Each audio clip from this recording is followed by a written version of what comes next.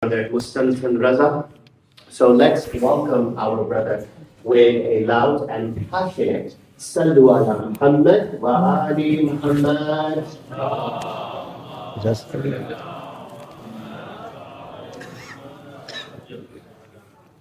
أعوذ بالله من الشيطان الرجيم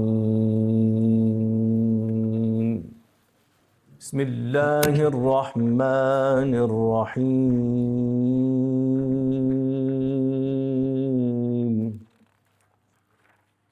والضحى والليل إذا سجى ما ودعك ربك وما قلى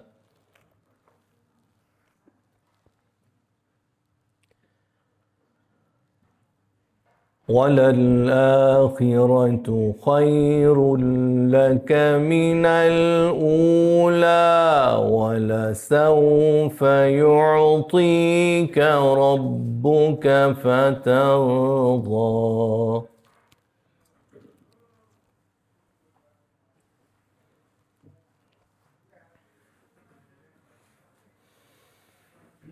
ألم يجدك يتيما فآوى ووجدك ضالا فهدى ووجدك عائلا فأغنى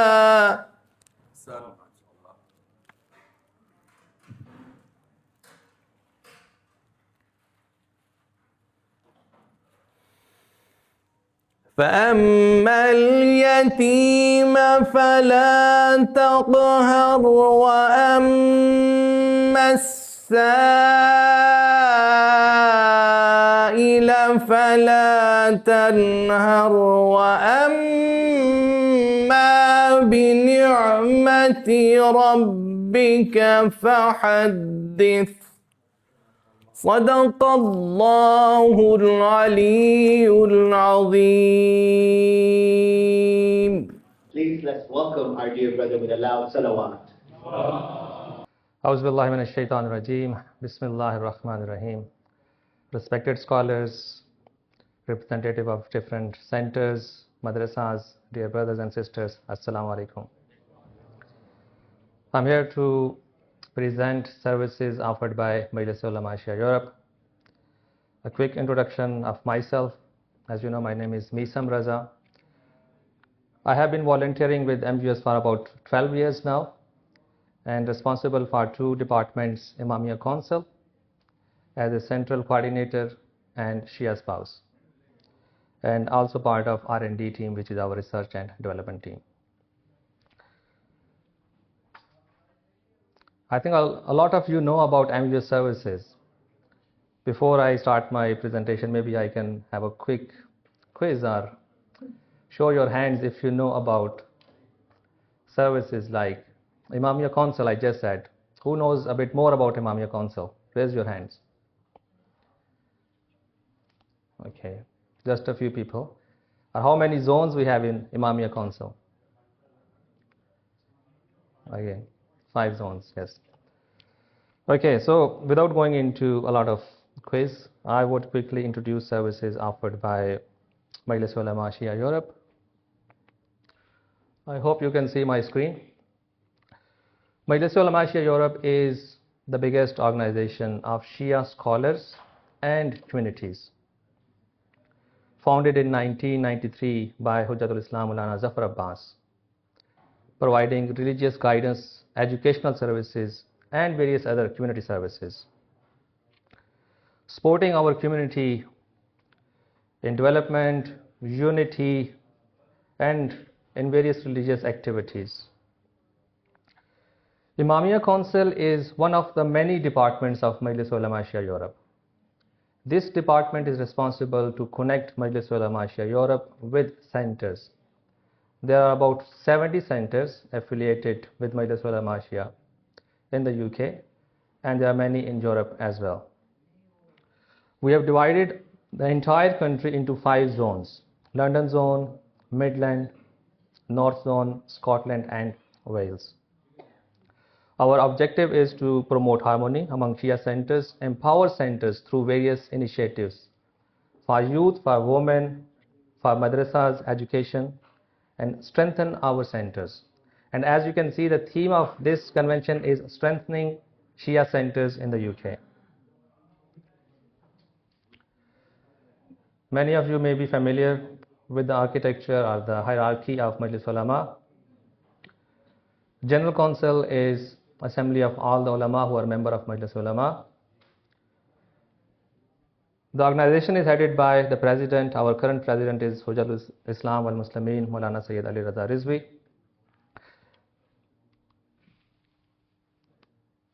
Just making sure the slides are on the same pace as I talk. So these are various departments naming Shia Spouse, Imamia Youth Boys and Girls, Moon Sighting Committee, Imamia Women, Sharia Board, Imamia Council, Research and Development Team. Within these departments, there are many sub-departments as well. For example, R&D team is a team of professionals headed by our brother Amir Saklan sitting at the back.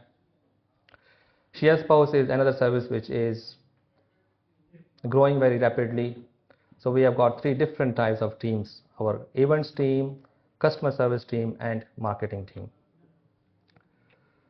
There is a central cabinet in Majlis Ulama Shia Europe where we have vice presidents or assistant presidents, general secretary, joint secretary, information secretary, educational secretary, finance secretary, welfare secretary, and public relation secretary.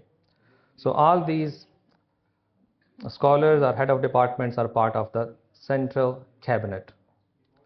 Along with central cabinet plus the head of other departments like Shia Spouse or Imamia Youth Boys and Girls, that makes the central council. So central council is basically the biggest team of Majlis Ulama with all the members of central cabinet and head of various departments. And in this slide, you see members of central cabinet, our president, vice president, Hujjatul Islam wal Muslimin, Maulana Jafar Najam. Some of our cabinet members are not here because there is another program going on in parallel in Norway. Assistant president, Maulana Sayyid Najmul Hassan Naqvi, Maulana Muhammad Hassan Marufi Saab. Finance secretary, Maulana Dr. Abbas Naqvi. We have a VP of Europe, Maulana Zakir Hussain. Our General Secretary, Maulana Sayyid Hassan Abbas Rizvi. Propagation Secretary responsible for Tabligh related activities is Maulana Sayyid Niyaz Hussain Naqvi. Education Secretary, very important role, is our Maulana Hujjatul Islam wal Muslimin, Maulana Imran Hussain. Welfare Secretary, Information Secretary, Maulana Sayyid Zafar Abbas Naqvi, Maulana Sayyid Fida Hussain Bukhari. So a lot of head of departments are here as well. Joint Secretary, Maulana Muhammad Kazim Marufi, and our Public Relations Secretary, Maulana Sayyid Muhammad Rizvi, who is also present here. The reason I wanted to introduce their names and photos is as many of you may not be aware of their responsibilities. As we are offering services nationwide to the entire community, so please reach out to the relevant department or head of department for any queries. So these are members of MGS Central Cabinet.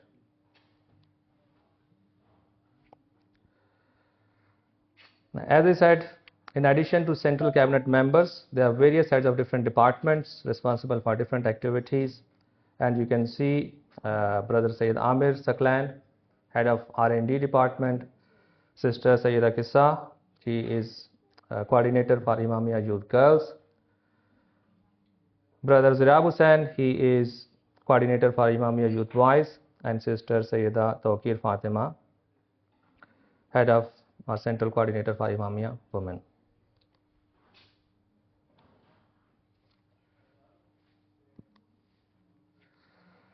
Right, MGS services. I won't be taking too much of your time. Quickly going through various services. Sharia board is one of the very important services offered by Majlis Ulama. Our community members, they have been continuously benefiting.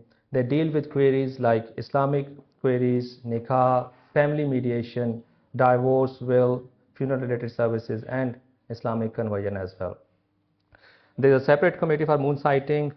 along with moon sighting announcement, which is followed by many centers in the UK. We produce yearly calendar. If you haven't downloaded it yet, please go to our website, which is majlis.org.uk, and download it. The team also provides Ramadan timetable for most of the cities and towns in the UK now. Majlis is offering welfare services, not including the welfare of Ulama and our centers, but also we raise funds for any humanitarian crisis in Pakistan, India, and many other countries as well, as and when needed. Arbitration service for mediation, dispute resolution outside the court. We have provided various policies. There is a policy for children's safety in our madrasas or in our centers, health and safety policy. There are operational procedures which have been produced and available on demand. Education is one of the core services offered by Majlis Ulama Shia Europe. Aqaida and 7 books for our madrasas. More than 40 centers have been actively using our madrasa, along with some online madrasas using the same curriculum. We offer teachers trainings, workshops. There is annual exam. We have a separate exam board, not only organizing online exam, but also organizing various award ceremonies for our children. Shia Spouse is it's now a global service.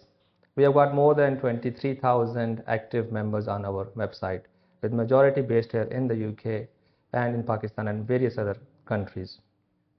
We have been organizing in-person matchmaking events, about 3 to 4 events in London. We have done one in Birmingham, and the next one is on 31st of May in Manchester. There is a premium matchmaking service, so please share it with your community as you are head of different departments, centers, and this is really a demand of our community. It's a need of our community. They need services as we are a minority in a minority. There is no centralized platform where we can connect families with each other. Women and youth engagement, Imamiya women, girls and boys, and Imamiya women, they have been organizing various events, sports events, virtual events, networking events. So please be a part of Imamiya women, boys and girls. And if you have local youth club, so please do share it with them so they can collaborate and we can perform activities together. Annual camps such as Camp Fatimiyya, we have resumed after a very long time. During Easter break, we had annual Camp Fatimiyya. Along with that, there are a couple of other annual trips organized by Majlis Ulama.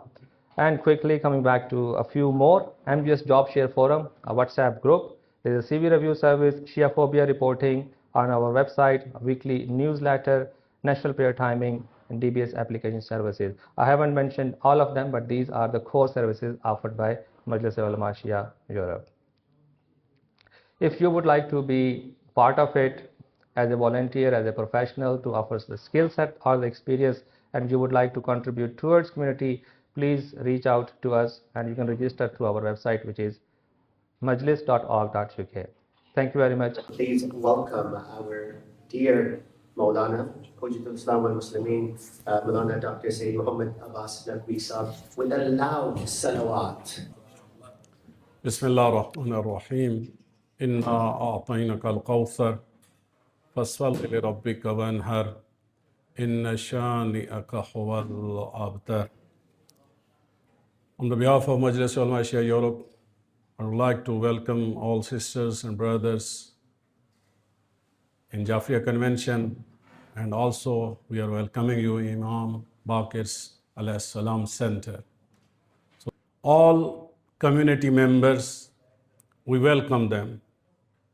It's not only any particular tribe or particular nationality.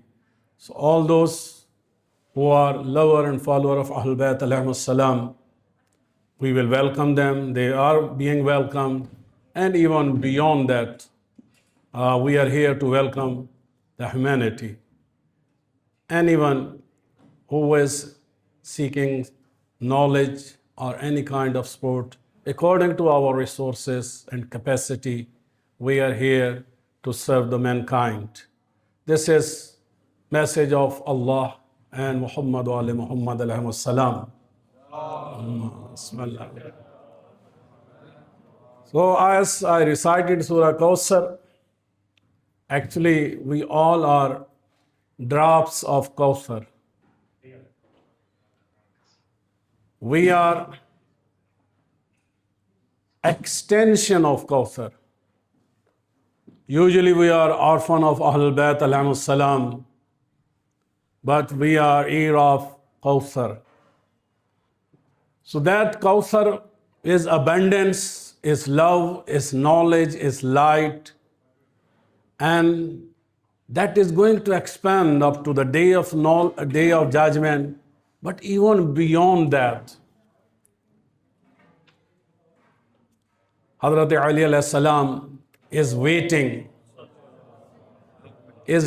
for the drops of Kawthar when he will offer us Jam-e Kawthar on Hawd-e Kawthar. But that Kawthar is getting attached and being part of Kawthar or drops of Kawthar, we have a lot of responsibilities. So Alhamdulillah, Allah subhanahu wa ta'ala sent us in this world and included us among the lover and follower of Ahlul Bayt alayhimus salam. So inshallah, like drops are making ocean of Ahlul Bayt, ocean of Kawthar. We should try to combine so that instead of being drops, we should become an ocean. Life totally depends on water, and that water is in ocean. So let's keep connected, respecting each other, loving each other, supporting each other. And Majlis Ulama as an umbrella organization, we are always with you in your service, at your service, and inshallah, we all together we will carry on this beautiful message of Hazrat Fatimatul Zahra and Kawthar, and inshallah we will spread knowledge and welfare, and we'll connect this good system with the arrival of Imam Zamana Ajalallahu Ta'ala Faraju Sharif. Thank you. We're going to now talk about the future of madrasas, and I have three guests in my panel. I'll ask them, the sisters, to please come forward. We have Sister Sara Naqvi.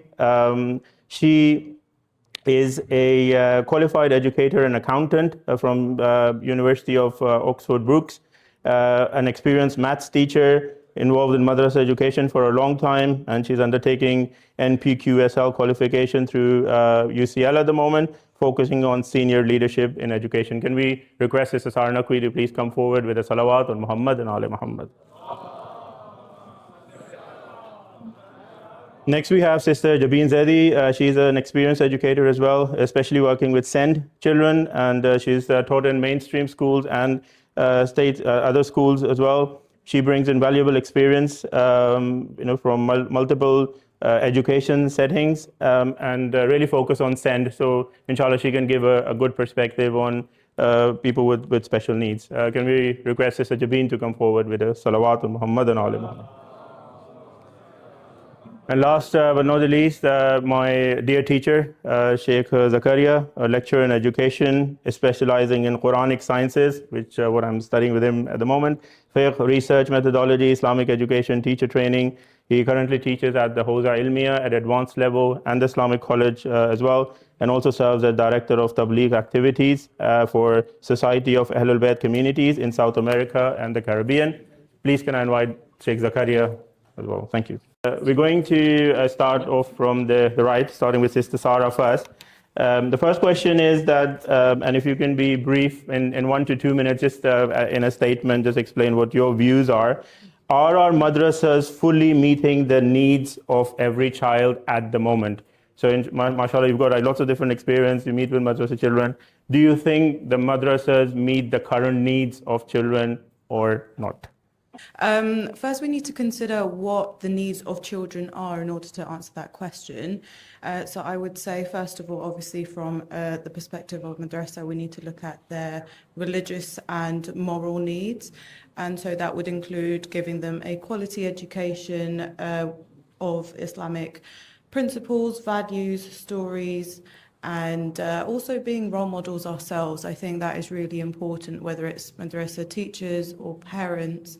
When it comes to teachers, we need to uphold within ourselves how we would like them to behave. And when it comes to parents, it's less within our control to be able to manage that situation, but that's what our kind ulama are there for, to help educate the ummah.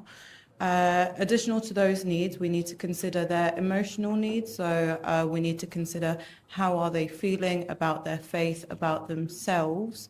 And in order to meet those particular needs, we need to take into consideration, do they need any mentoring, any counselling? Are we having youth programs that are relevant to the struggles and conflicts that they are facing today? And additional to emotional needs, we then also have social needs. So it's really important that our children are able to mix with other Shia children so that they have those shared faiths and shared values. And we need to be able to give them those opportunities to have those shared experiences together. Now, the Western schools, they do it really well. They have sports days, they have discos, etc. Obviously, that's not within our faith, what we believe, but we need to be able to provide them an opportunity of a similar sort whereby they can hang together and have shared experiences and be able to confide in each other, support each other, because ultimately we know that we only have each other to lean on, whether it's our ulama, whether it's our sisters, our brothers, our parents. We can't just turn to Harry down the road for a bit of support. Just another question. Do Yeah. you think they're meeting the need or somewhat meeting the need or not meeting the need? Somewhat meeting the need. So we are doing good as well, but there are lots of improvement areas. Yeah, if Okay. we break down Thank these you. individual aspects, ideally, we need to be role models for our youth today. Is everyone a role model? That's the question. Are we giving them the social experiences? That's another question to an extent. Yes, we are. Could we do more? Always. Thank you. So, Sister Jabeen, there's lots of madrasas. There's over 40 madrasas in the UK, different communities. You have experience locally, maybe teaching online as well. And there's some of them are really working tirelessly, trying their best to provide that quality education. But do you think they're meeting the needs, and from your SEND perspective as well? In some areas, they are meeting the needs. We are getting there. We've got a good system in place at the moment. We've got a syllabus. We've got a slight framework, which we are following. But we've still got a long way to go. However, the good thing is that we have a good system in place. When I said system, like most of our madrasas have shifted from imam barkas to a school-like setting. We have table chairs, so that's positive. We have a good learning environment. However, there's still a long way to go, which again, like Sister mentioned, like I'm passionate about Zen, coming from a Zen background. There's a big, massive, it's growing, and we are not there yet. We do not have enough qualified teachers, professionals, resources to support children with our special needs. Okay, thank you. Sheikh Zakaria. You meet a lot of madrasa teachers, managers. We had a session this morning as well. You kind of know the zahir and batin of madrasas. What do you think? Are they meeting the needs? Or at the face of it, it looks like they're doing a good job, but actually they're not?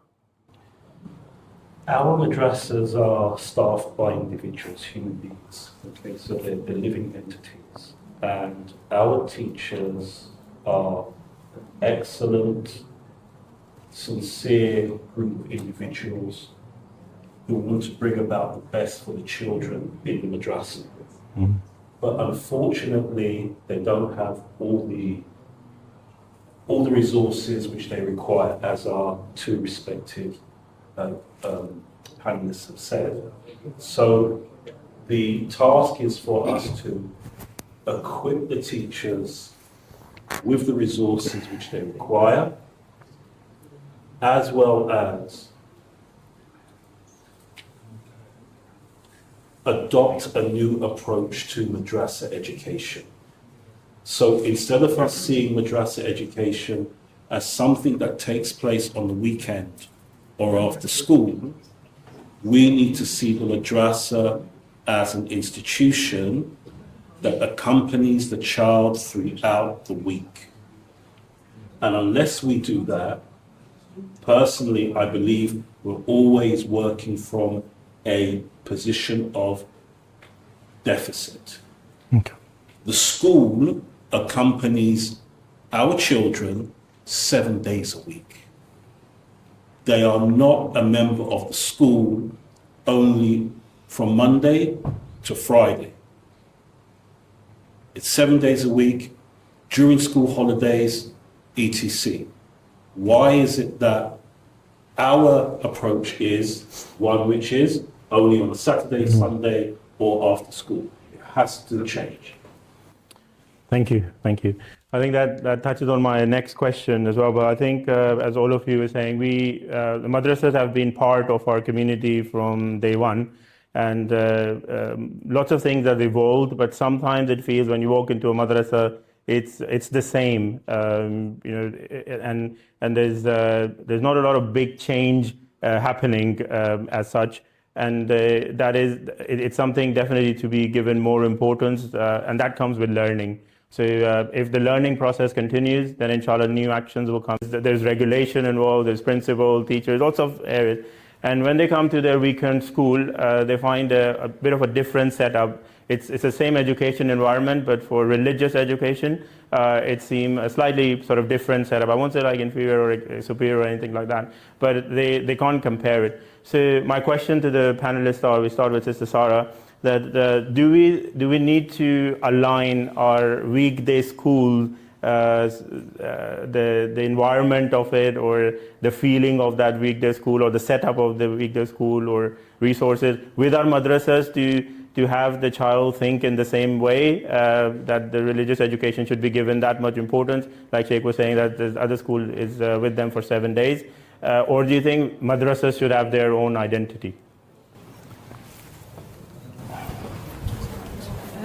Okay, so for those of you who have children in the room, I want you to have a think about, if you ask your children, do you like school, what would their answer be? Because chances are they don't like school.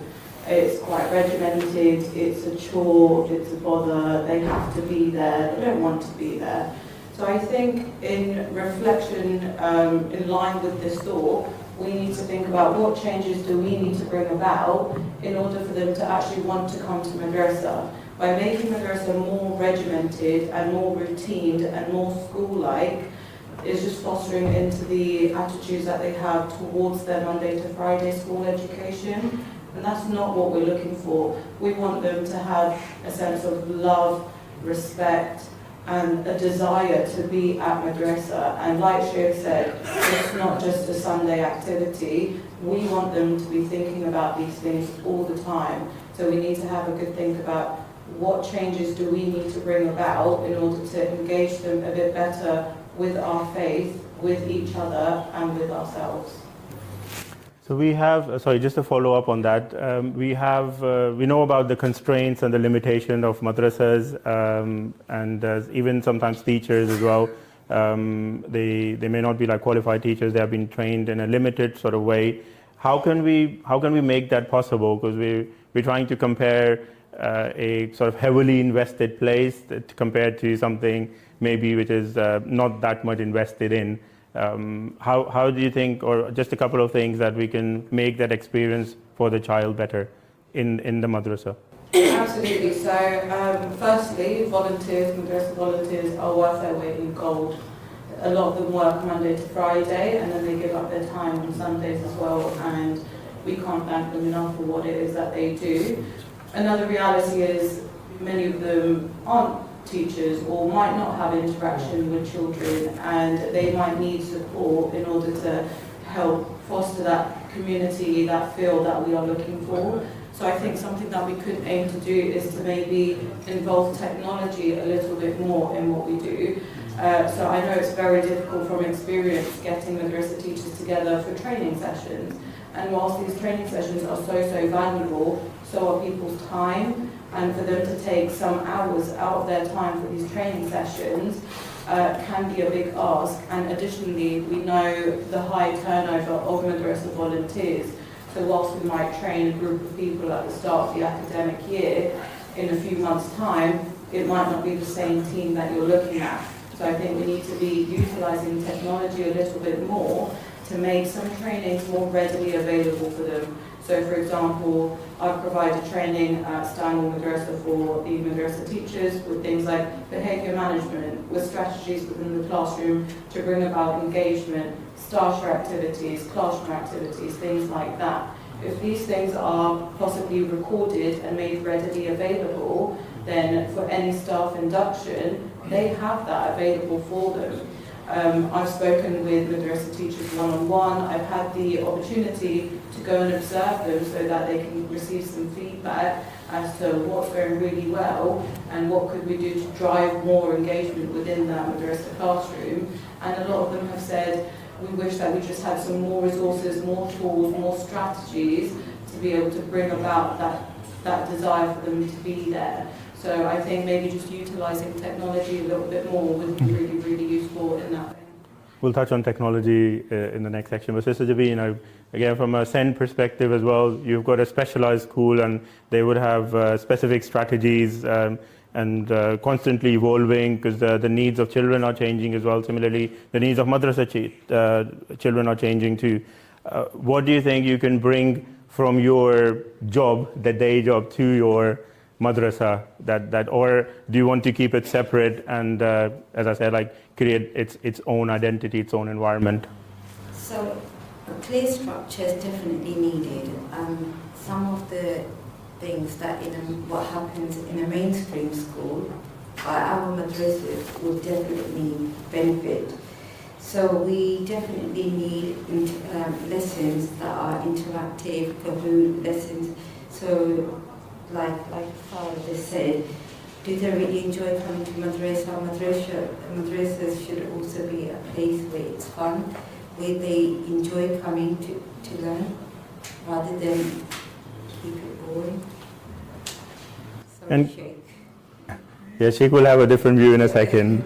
But in terms of like SEND capabilities, do you think our madrasas are doing enough and they understand the SEND needs and they, mashallah, you're leading on certain things, but do we have more teachers who understand this? And I think with SEND, the key success criteria is that the parent feel confident that their child is in the right place and being looked after properly. Is that happening in our madrasas, or what can we do to improve it? Unfortunately, it's not happening because some of the teachers are not trained, but we are working on this. I've done a few, I have trained a few teachers in madrasas. We're working on it. There's still a long way to go. We have started to work on SEND provision, but again, we're lacking in resources for SEND.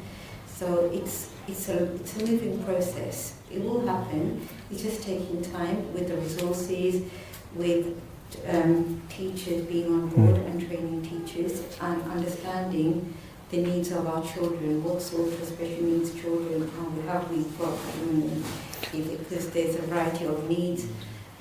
How does it work? It's different. We've tried different approaches. Will it work having all the children, all the special needs children in one place? So that hasn't worked. So maybe in a classroom setting, do we put them aside? So we have tried different techniques, but it's ongoing. Okay, thank you. Sheikh, so this morning we heard that Prophet is the best teacher, and Sheikh quoted like Surah Jummah, and you were saying that this is what a teacher's role should be. If you can just expand on that, how, because I know you don't want to copy the school system into the madrasas, how can madrasas elevate their standards so the child really says, like you were saying, and he was saying that basically the child gets off the car and he hops inside the madrasa, that I want to get in, and then when he comes out, he has a sad face. That the madrasa will next happen in a few days' time. How do we get to that point? Well, the first thing is that what you mentioned, Said, about investment within the madrasa. We are heavily invested in the madrasa, both materially and emotionally. Let's say over a 50-year period, communities have worked diligently with whatever they had, whether it's a front room, whether it's hiring a church hall, etc., we have shown that we are committed to the education of our children, regardless of what resources we have. And alhamdulillah, we've come a long way. Yes, there are improvements that must take place, lazim, but let's not overlook the successes that we've had and the severe challenges that we've overcome. So we don't start from a deficit. We start from a position where we are empowered. We've got individuals in our community who are committed, who understand education and want to give back to the community. That's where we start from, okay? So when it comes to role modeling, yes, Rasul Adam salawatullahi alayhi is the role model. But it's for us to make that role model accessible to our teachers in the madrasa. Why? Because what we have here in England is either the teachers in the madrasa who are qualified within the Western system. I'm not saying there's no overlap, and I'm not saying that their skills which they bring cannot translate themselves into the madrasa. Definitely they can, and they have done. But we're talking about two completely different educational philosophies. One is based upon secularism, one is based upon Tawheed. And everything that comes from them roots the individual either in individualism, secularism, or in Tawheed. Now, we need to make our teachers aware of the educational philosophy that's been developed within Islam going back over 1,000 years. And I mentioned earlier today that we've got so much literature. Even one of our individuals who we called Shahid al-Thani, one of the shuhada of the madhab of Ahlul Bayt Nabuwah, he is steeped in educational philosophy and he's written a number of works on education philosophy, but many of us are unaware of it. So, because of the language, I think they're not available in English. So okay, yeah. But this one is in English now. Okay. This one, can't get away with it. Is in English. Okay. But the point I want to get over is this. We should not invest in teacher training. Wait a minute. We should invest in teacher education. Teacher training and education are not the same. Not from an Islamic perspective. Training suggests anybody can teach. You teach the person to do X task over and over again, and they will mimic it. What we want is individuals who are steeped in education. And education comes from, in this example, going into the madrasa, seeing what's taking place in the madrasa, theorizing, asking ourselves what works, what doesn't work well, and then translating that into action. That's teacher education, not teacher training. And so I guess what I'm trying to say is, what Rasul Adam sallallahu alayhi exhibited was just that, teacher education. Finishing with the ayah that you mentioned, هو الذي بعث في الأميين رسولا منهم يتلو عليهم آياته ويزكيهم ويعلمهم الكتاب والحكمة وإن كانوا من قبل لفي ضلال مبين. This is the prophetic model that we see, and it is replicated in all of the interaction that the Imam Athar engage with. Alhamdulillah, thank you. I think to just summarize, when we talk about successful parenting, we say that you need to invest time in that, and successful parents can change the whole household into an ethical, like religious, the straight path type of household. Similarly, to develop that kind of environment in our madrasas, essentially we need to develop our teachers so that the whole madrasa system, slowly and gradually, inshallah, will change. Thank you, everyone. The next one is about technology, and we are these days very used to using technology as a shortcut to achieve things quickly. So is there a technical way or technology way of doing things quickly in our madrasas that some of them we have talked about, or and there's lots of emphasis of technology within the mainstream schools as well. You may be seeing it in your schools or even madrasas. Do you think like technology is an answer or a bit of an answer, or we should have very limited and safe access to technology? If you can just say something about that, please. Okay, so technology can be put you at an advantage, but it can also be a hindrance too. I think all of us are well aware of that. When it comes to madrasa specifically, I think a lot of madrasas now adopting the Tarbiyah curriculum, and I think it's really useful for our madrasa teachers to have that curriculum readily available at home, so should they have a moment of time, they can prepare for their lessons beforehand. Now, in an ideal world, our madrasa teachers are looking at content in advance, are having a look at what is it that they need to know, what are the potential questions that could come up from the children, prepare answers, and also what sort of activities can they do, because I have observed lessons whereby it's a lecture situation, and it's just a continuation for children from what they're seeing at school, where the teacher stands up front and they're speaking the whole time, with a few questions maybe peppered here and there. But that's not going to inspire any passion or enthusiasm from the children. So whilst the technology is great, that we can actually access these things from home, we need to take advantage of that, access those things, prepare yourself for your madrasa lesson, make it a bit fun, make it a bit exciting, and make sure that you have the knowledge. So like Sheikh was saying, that teacher education, so within that curriculum, you've got a lot of information available to you, so it's just making sure that you are aware of these things and having a bit of a critical think as to what questions could they ask. Children are really curious and they can ask real left-field questions.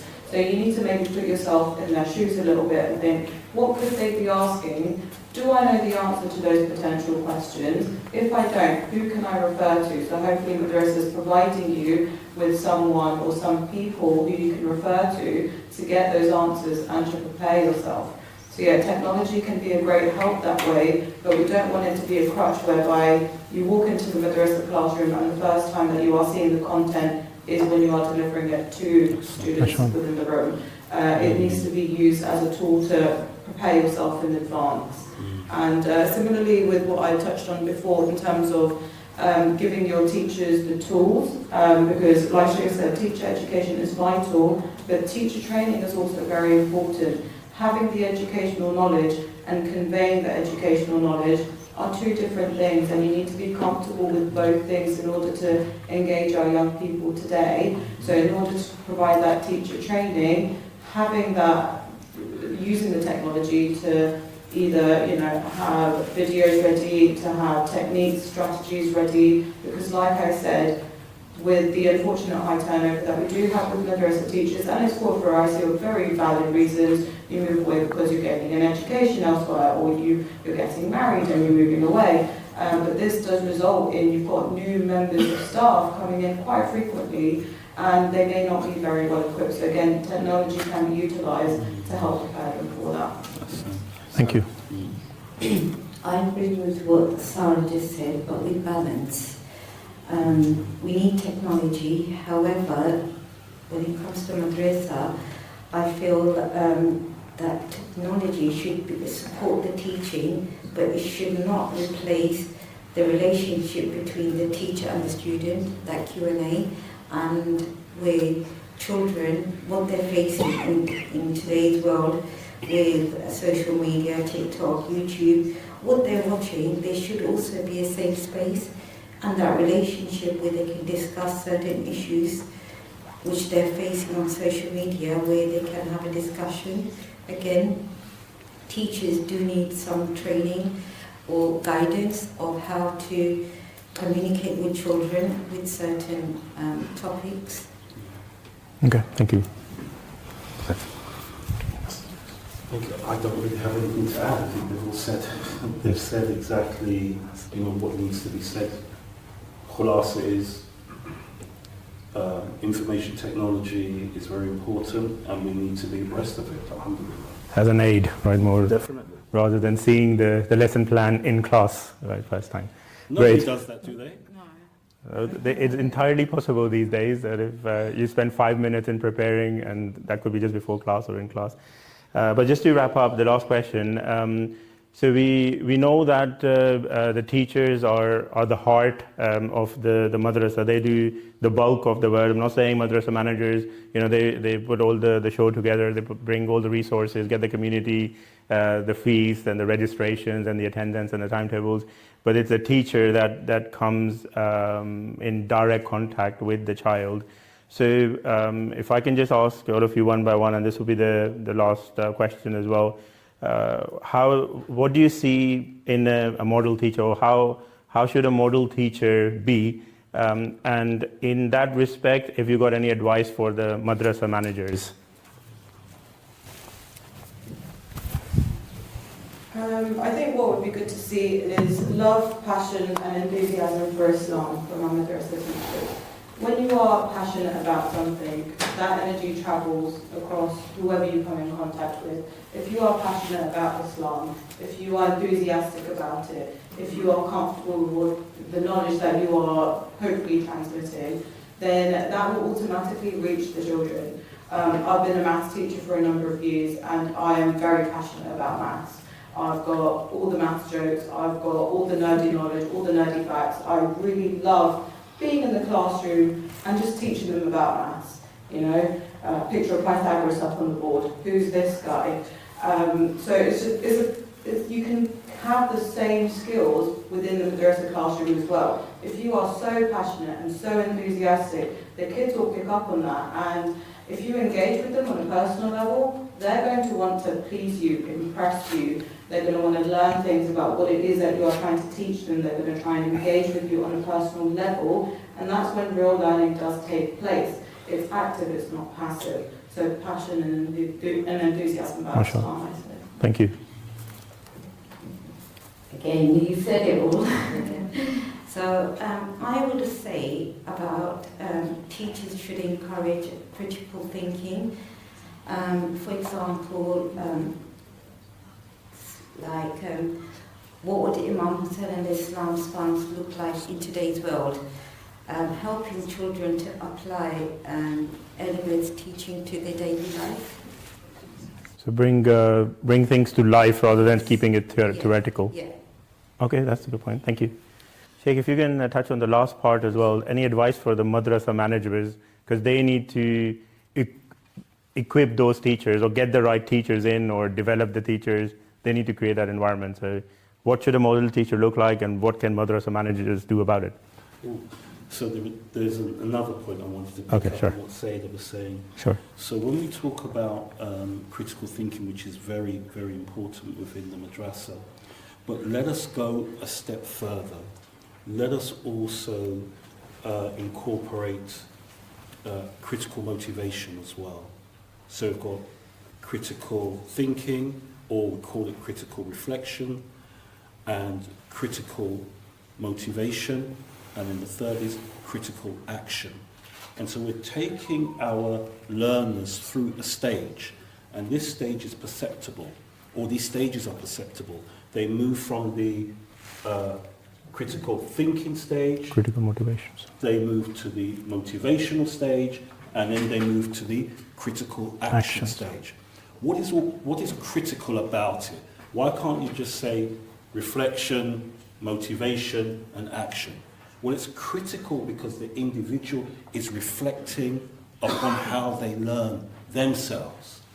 They are plotting out their path of learning for themselves.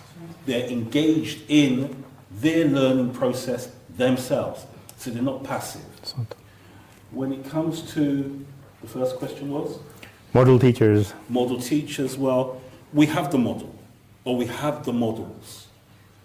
And we only need to, I think, be sincere with regards to our intention. So what do I want to do? Do I want to just go through the motion of being a teacher, or do I really want to have an impact upon this child's life? Now, an impact upon the child's life may not be with regards to the knowledge that you share. It may be with regards to the smile that you gave the child. It may be to the hand that you place on the child's shoulder. It may be you going down to the level of the child and looking the child directly in the eye and smiling at them. There are so many different ways in which we can model this good behavior. There is an ayah which was mentioned previously, لَقَدْ كَانَ فِي رَسُولِ اللَّهِ أُسْوَةٌ. So there we have it. And this is why I say that we have a great body of teachers, because not only do you know the ayah, but you actually know what it means. You know what it means in reality. So we have those individuals, alhamdulillah, within our madaris who are modeling that perfect behavior. And your advice to madrasa managers? We'll close at that. Don't take on too much. Okay. Delegate as well. MashaAllah. Okay, I'd really like to thank you all the panelists on behalf of Majlis Ulama Shia Europe, and especially Sister Alima Usman Taqwi, to talk about exactly that, something that is pressing, something that is urgent. So please, as she makes her way up to the podium, could we all extend a warm welcome by reciting As-Sallu ala Muhammad wa Ali Muhammad. Bismillahir Rahmanir Rahim. Honorable scholars, respected guests, and the dear organizers. Assalamu alaikum wa rahmatullahi wa barakatuh. I'm not used to reading from paper, but I have purposely chosen this mode of presentation so that I leave out what I wish to convey as little as possible. There will be another time and place to display my khitabat and oratory skills. The topic given is of utmost importance for all those who are involved in the workings of our centers. Female empowerment in our centers. Where do we start? Can I ask all those present to take your minds back and recall your earliest memories of going into a Hussainiya or Imam Baga or a center where you would normally go as a child? And while you're trying to jog your memories, I'm going to take the liberty and speak on behalf of the general Shia population. Your memory might be different, but I think it will be safe to say that the earliest memories of a whole lot of us will include holding our mum's hand and walking into the ladies' side of the Hussainiya or Imam Barga, where you might remember a female Zakira or Alima on the mimbar. You might remember listening to a female Noha or Marsiya reciter. You may remember being told off by a female volunteer. Or you may also remember a female teacher or muallima helping you memorize your first surah. The point is, whether man or woman, as children, the women's section of our centers acts as the basis for our early religious practices, early religious knowledge, and early religious experiences. This also means women and children put together form more than 50% of our population attending Shia centers. And where do they all sit? In the women's hall, which is usually smaller in size than the average men's hall. And there starts the divide I have never really understood in modern times. A divide that should never exist. Let me put it in the words of Ayatollah Ibrahim Amini. Islam regards women and men as two pillars of society that have a common role in the emergence, formation, and management of society. Let me repeat, a common role. He says it is true that presence in jihad and fighting against enemies is not obligatory, wajib, for women. However, they have not been relieved of any other responsibility. For example, Amr bil Maruf, Nahi anil Munkar, protecting religion and its sanctities, propagating Islam, struggling against oppression, defending the oppressed, aiding the destitute, nursing the sick or elderly, campaigning against ethical and social corruption, nurturing the young, augmenting knowledge, fortifying a just government, or contributing financially. He ends, women comprise around half the society. Therefore, they must, in his words, Ayatollah Ibrahim Amini's words, they must share in its administration.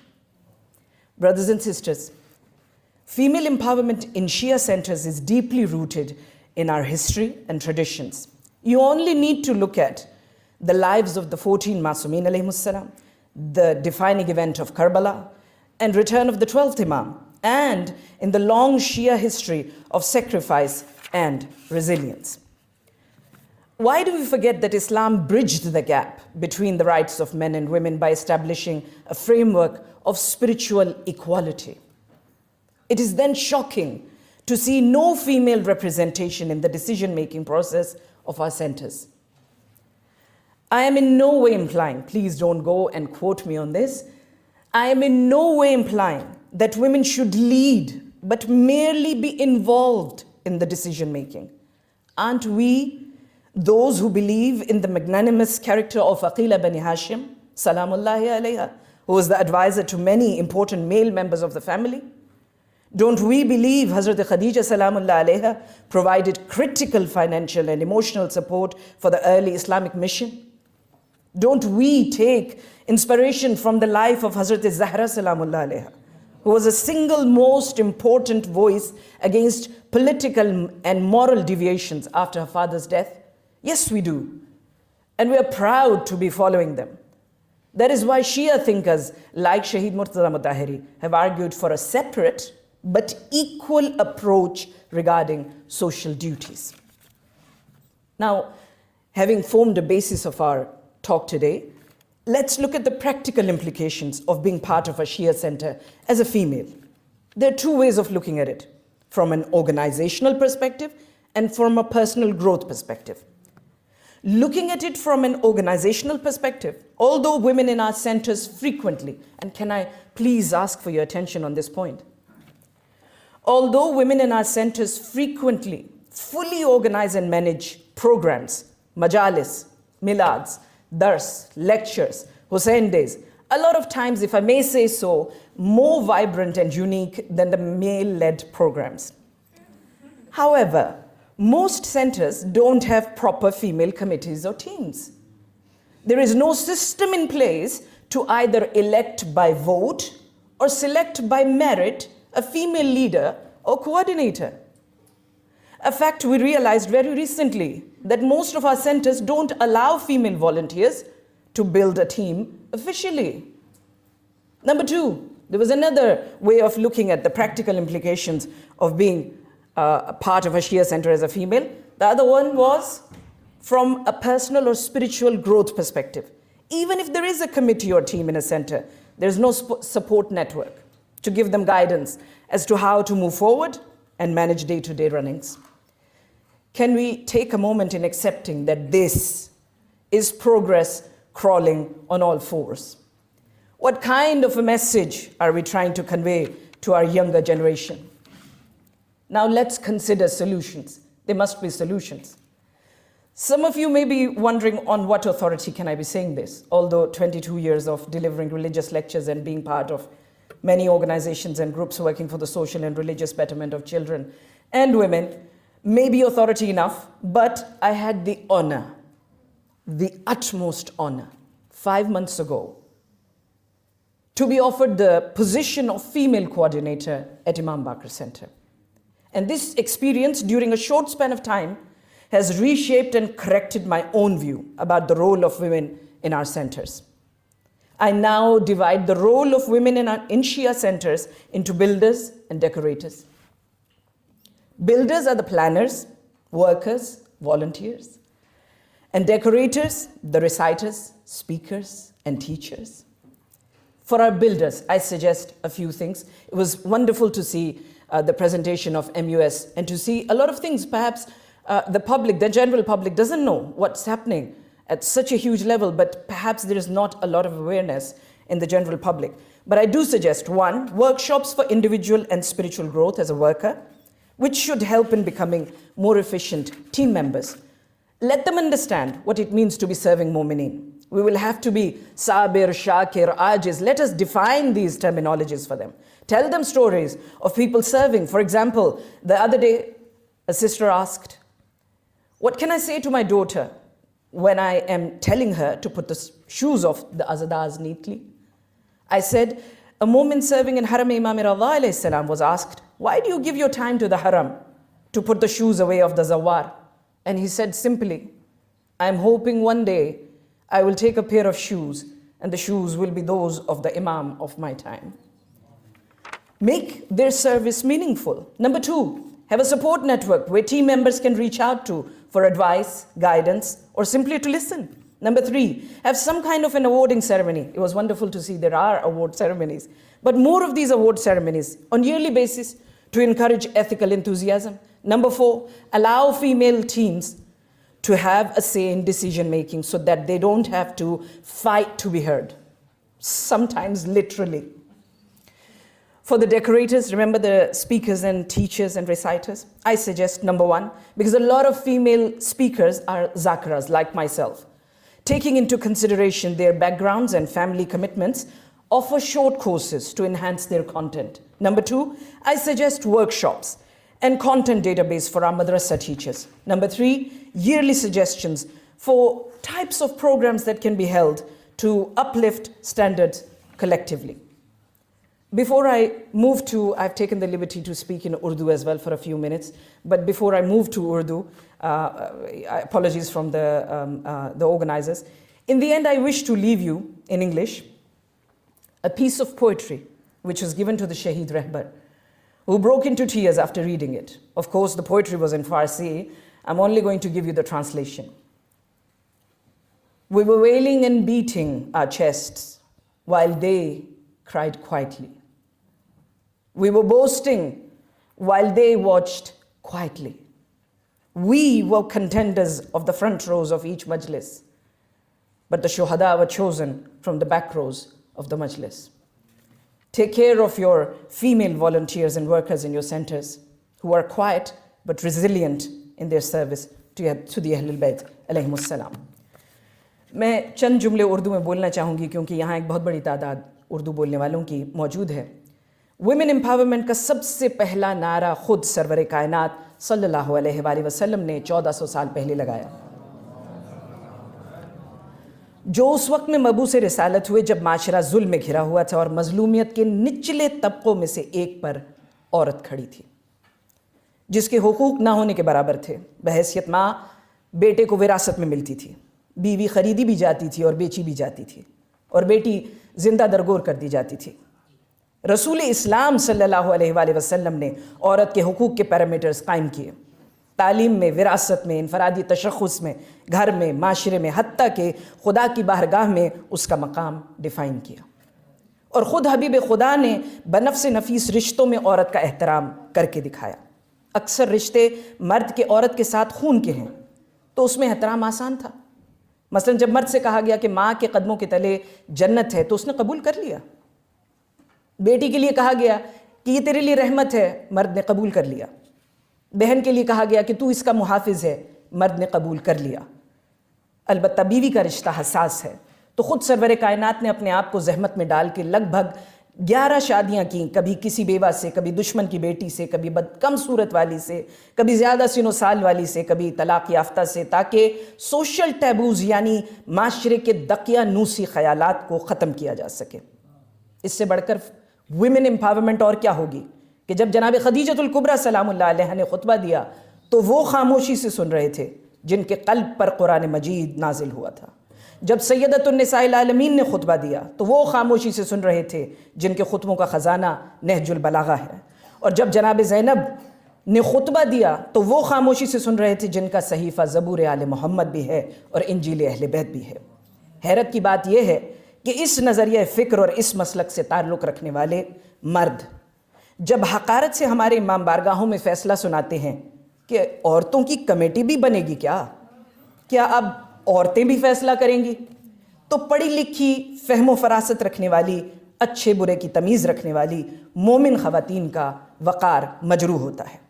हमें समझ नहीं आता किस चीज़ पे ध्यान दें जब उलमा मजालिस व महाफिल में हमें शीयत में औरत का मकाम समझाते हैं तब, या जब इल्मी और फ़िक्री इस्तिफ़ादा करने के लिए हमें उलमा से नशिस्त पर मना किया जाता है तब. ज़रा गौर कीजिए, आपके इमाम बारगाहों में आने वाली अक्सर ख़वातीन प्रोफेशनल या फुल टाइम जॉब्स पे नहीं होती हैं, फाइनेंशियल इंडिपेंडेंस नहीं रखती हैं, मगर कितने मजालिस व मिलाद खुद ही मुनक़्क़िद कर लेती हैं. इमाम बारगाह की ज़रूरत के वक्त चंदा भी इकट्ठा कर लेती हैं.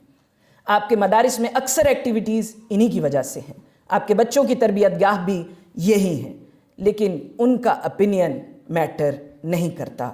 बात तो सच है मगर बात है रुसवाई की।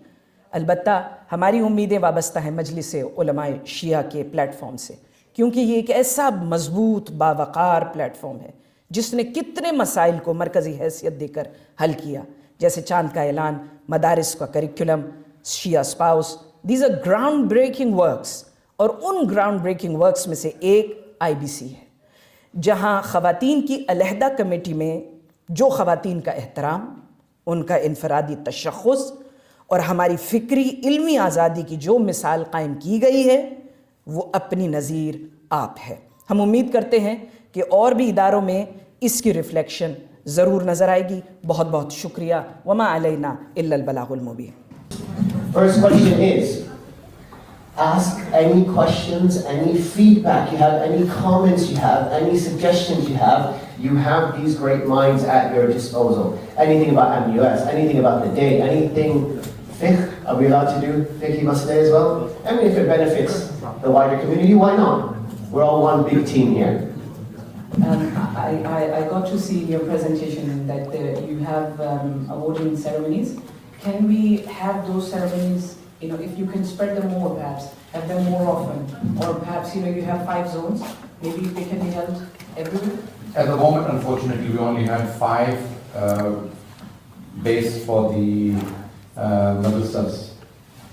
So we had one in Coventry, we had one in Newport, we had one in Bradford.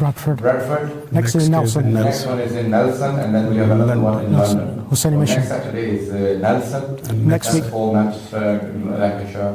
And then we have Hussaini Mission on the 23rd. So these are basically for the children that take part in our exam. Inshallah, we can add few volunteers, medal as well. Okay, now the sister, name this them. is my real sister, not just assistant. So all of these are my sisters, but obviously my mother is there. I think it's a very good idea. If Majlis Ulama, General Secretary is not here today, Joint Secretary, I can't see, probably left early. Maulana Husab and Dr. Basam Husab, if you can, and probably Maulana Muhammad Rizvi Saab. If you can keep in mind, because the award ceremony is run by Maulana Fidaus Bukhari Saab, where he basically prepares and his entire family is involved in it for the past 10 years. That's 10 years, over 10 years that, they get medals for all the people who get 100% or A grade certificates for people who pass the exam, Majlis Ulama's exam, and shields for the teachers. So these are only madrasa exam based. But the request is Maulana Muhammad Rizvi Sahab that inshallah in the future, if you can remember, mention into our cabinet that we should do it for our volunteers. Today, the whole, we changed the convention, so it is not for public, it is only for people who register and the people who are representatives of centers, madrasas, and even half of our volunteers did not attend today because they thought it was the public, because that's what we've been doing in the past. So what we want to do in the future is make it completely an organizational convention for all the heads of Imam Bargas, like the teams, and volunteers of Majlis Ulama. And then in our convention every year, Maulana, just like you're doing for award ceremony, we could do an annual convention where our volunteers are appreciated, a shield is given to them, a certificate.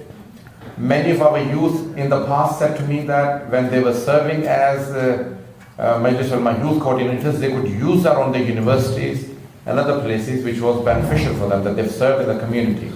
So we need to do that for all of our departments, especially Imamia Council, Mizam Raza Sahab, R&D team. And my idea is that this convention should be an organizational convention, where all of Majlis Ulama's volunteers, over 100 and 150 volunteers, should come, share spouse, and all of them should be trained. So the workshops should be for the Majlis Ulama's projects, and not for just public, for our volunteers. So I think our projects should be not outward but inward. All of our different organizations, our teams should be brought together, and workshops should be held for them, training for them, and appreciation for them. One point I would like to mention, last week we were in Coventry, and one thing new we were discussing that our teachers who are teaching in madrasa, we have to appreciate their services as well. So inshallah, from coming year, teachers will also be awarded, but we want to make a fair system. Who should be given? And today we are giving you link. Please give your feedback or criteria on what criteria we should keep this system transparent, and all those teachers who are serving in a better way, every year we have to appreciate them. Inshallah, volunteers will be also included. Just 2 points I would like to mention about the women empowerment. In the last 25 years, I personally tried to involve the ladies as much as is possible. One issue is when we ask them to join a committee, a management committee, where men are there, women are there, all are equal. So usually, especially our subcontinent ladies, they are shy. They don't want, or they somehow they don't attend. Secondly, we also try to have their separate committees. Somehow that is working, and at least we can make women empowerment more, having a separate ladies committee.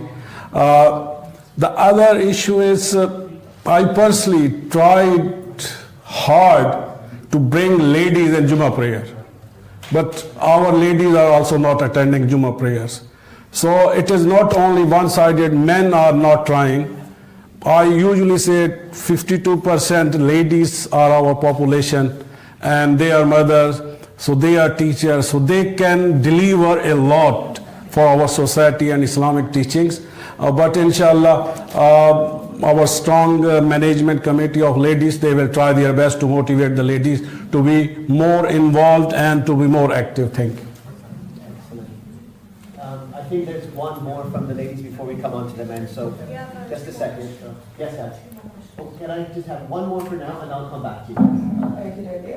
So I just wanted to go a little bit further on what the brother was saying previously about safeguarding our community, and with the rise of Islamophobia, which is, a lot of it is quite visibly fueled by right-wing individuals, members of groups, etc.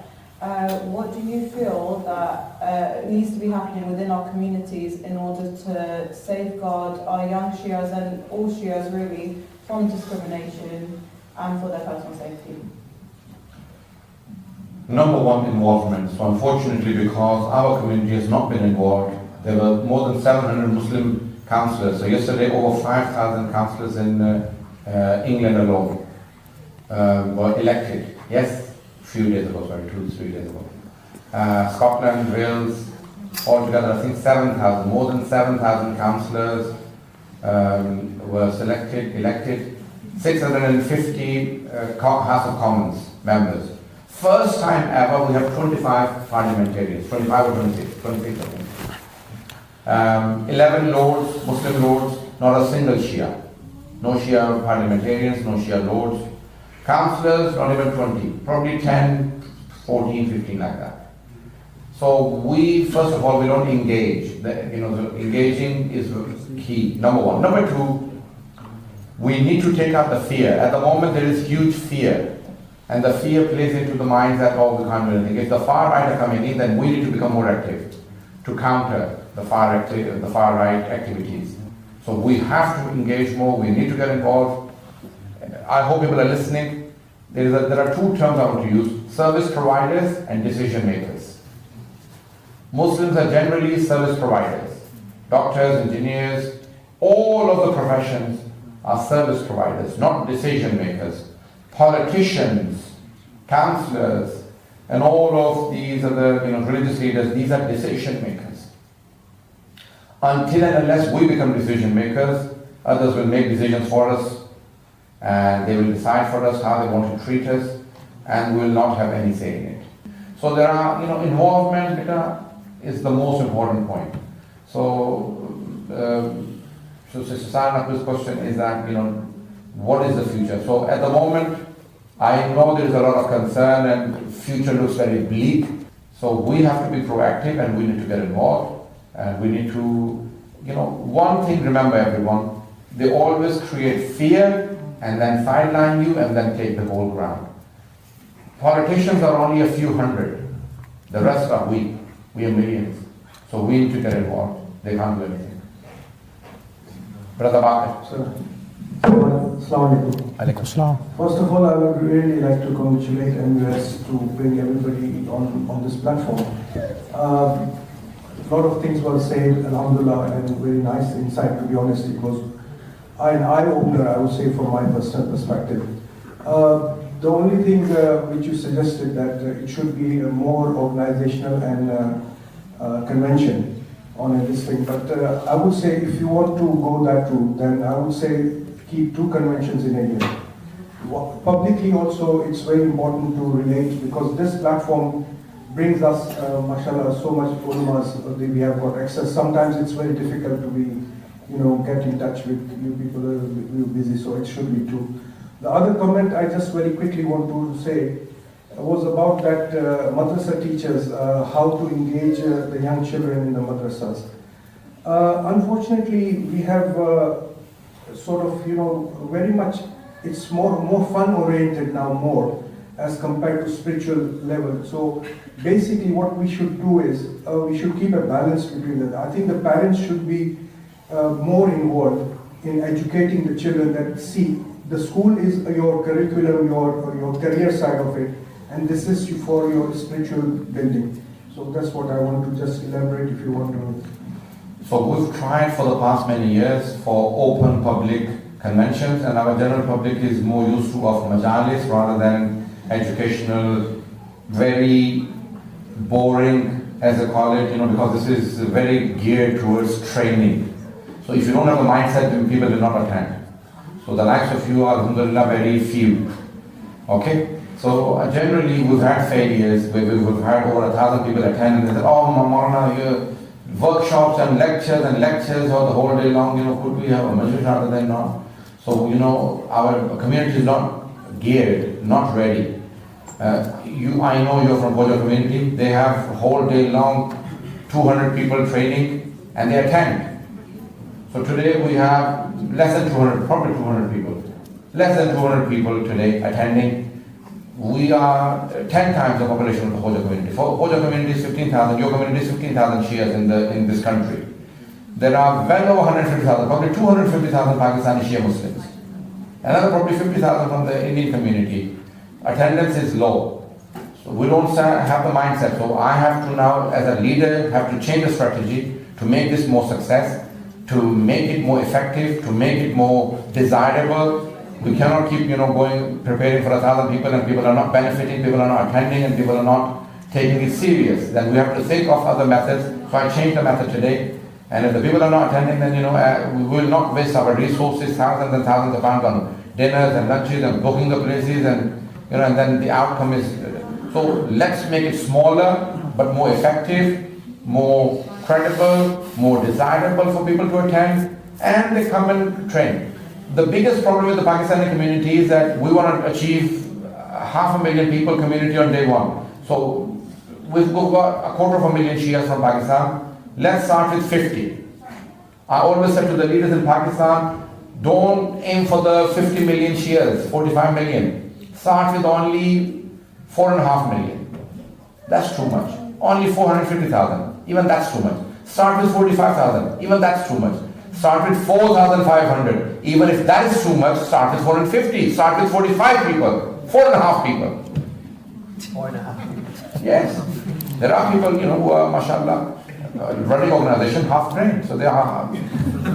So my problem is that, if we don't get the full picture, I'm not going to start drawing anyway. So that is not the strategy I follow. 11 years I've been the president of Majlis Ulama. The only strategy that works is that if you can't achieve everything, then don't leave the whole thing out completely. Ma la yudrak kullu, la yudrak kullu. Yes, in Arabic, usul al-fiqh, there is a law in usul al-fiqh that if you can't complete a project fully, then don't leave it out fully. Let's do whatever we can. Sir, just before your question, I want to invite attention to the TV screen here. Please go ahead and scan that barcode. Leave your feedback now. Zonal meeting, You have this opportunity. that's an answer to that question. absolutely fine, but you may forget. So just do it now as you sat there. The TV is currently working. Hopefully it doesn't go off. But yes, next question, sir. Bismillahirrahmanirrahim. I just want to have one suggestion and one question.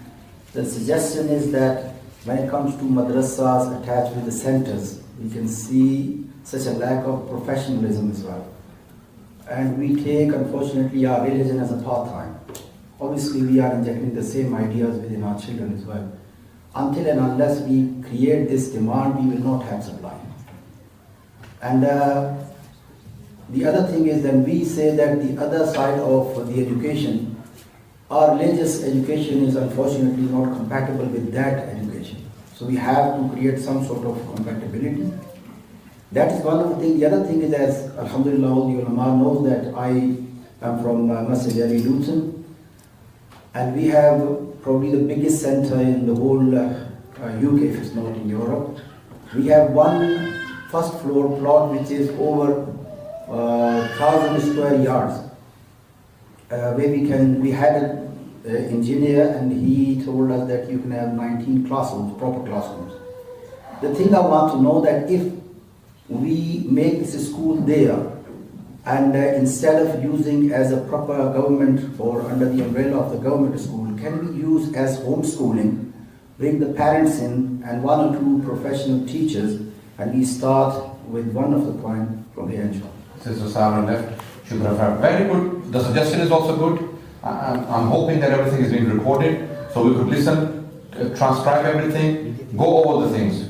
Second point, schooling. So Alhamdulillah, we've got a second school now, Shia school.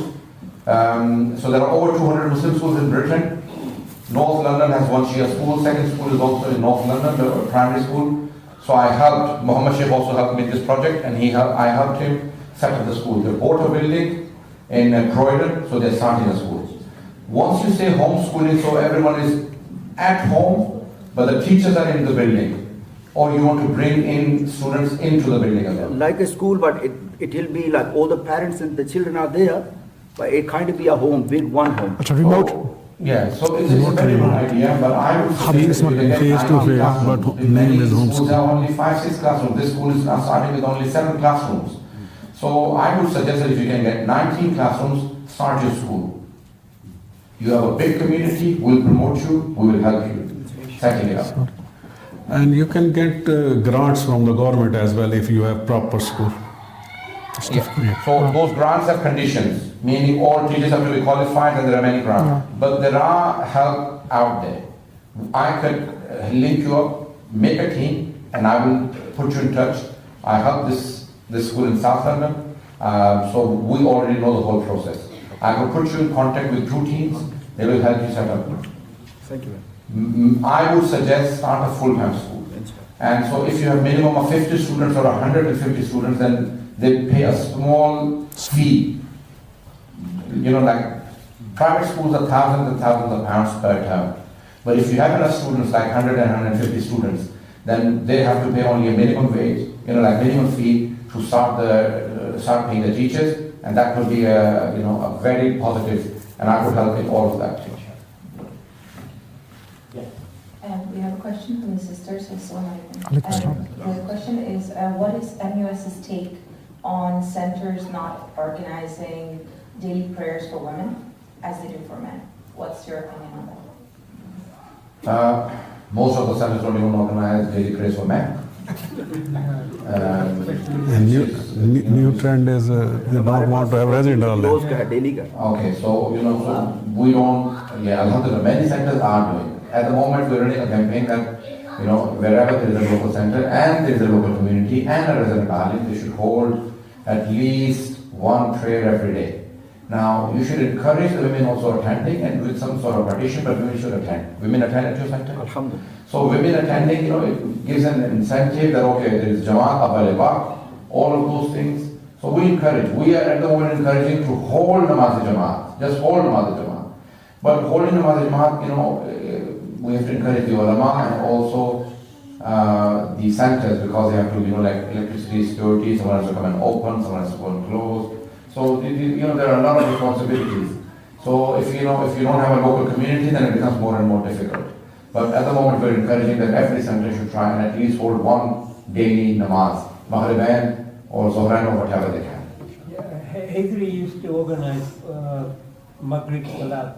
Not always, but sometimes. Yeah. When I was the resident alim here at Hizri, I used to try and do Maghrib and Isha every day. Yeah. 2-3 people turned up, 5 people turned up, sometimes only the caretaker and myself. So very poorly attended, alhamdulillah.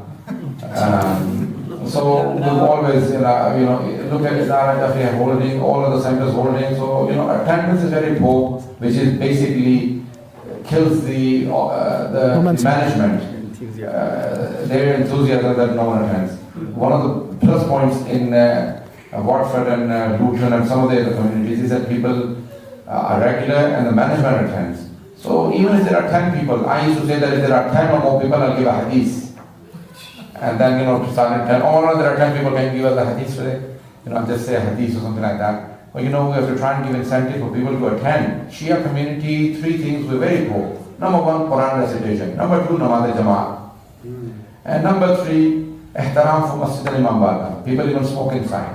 Trying to change your attitude for these 3 things. Quran, namaz jama'at, and respect for masjid al-imam barga. Don't scream, don't fight. People, management fights each other, they even hit each other, they swear at each other. These are huge disrespects for religious centers. फिर कहते हैं किसने गाली निकाली गाली निकाल के कहते हैं Yes, please, sister. Last question. Last question from the sister, and I think we have one from the brother, and then we'll cut it off. Is that okay? So this question is on behalf of another sister. So like Sister Uzma has created a system in the ladies in IBC, can similar structure also be applied in other centers? Okay, that was,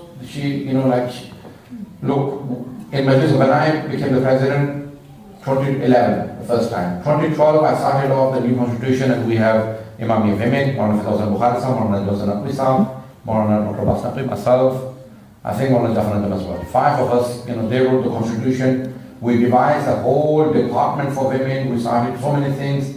When we got the center in, the keys in December, we alhamdulillah made an initiative to empower women. I get a lot of criticism for bringing in women to the Imam Barga, having women in in Majlis Ulama, but I have stood my ground. So alhamdulillah, Sister Uzma, my younger sister, has done so much work with the support from her husband, her father, and her brother. Myself. I have to take the credit. So she's done so much and she's doing more. She will deliver more. But inshallah, we need more sisters taking the initiative. Sisters rising for their own rights. Many times, just like Maulana Dr. Abbas said, we sometimes encourage women to have their own committees. Do they? They themselves have problems. I just wanted to say, I couldn't have done it if we didn't have the men's support. Yeah. So she herself is saying that she couldn't have done it if she did not have the men's support.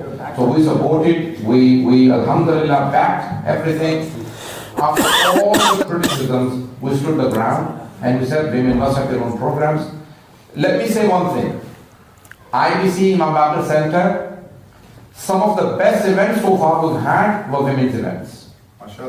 Even better than some of the men's events. Allahumma salli ala Muhammad wa amin. MashaAllah. But we still need to do more. We need to have Majlis, we need to have more events, we need to have, women. So it will take a bit of time. Where is the sister gone? After Prophet left. So my issue is, so basically my issue is the sisters have to take the initiative and move forward, have their own committees, have their own ashra majalis, have their own jashan, everything. But don't become feminist. Rights of women and feminism are 2 different things. So we believe in rights of women, but we don't believe in feminism. Okay, everyone? Also select our topics in Muharram very, very wisely. And also we have so many challenges these days. We talk about interfaith, but we should think about our own, in our Shia community, we have so many. I don't want to talk more about it, just कहते हैं अक्लमंद के लिए इशारा काफ़ी है. तो जिस किस्म की हमारी ग्रुपिंग हो रही है, इसका हमें सामना करने के लिए अखलाक की ज़रूरत है. I think ethically and our body language, and we should welcoming तो बहुत सारी ऐसी चीज़ें हैं जो हमें अपने अखलाक में लाने की ज़रूरत है और इस यूनिटी की तरफ हमें गौर करने की ज़रूरत है। Thank you very much, sister. Let me give the slogan I gave in 2012. 1 year in my presidency, I said every Shia matters.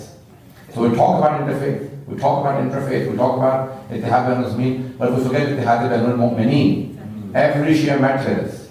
So we are willing to sit down with the deniers of wilayat and everything, so then why not within our own Shia community?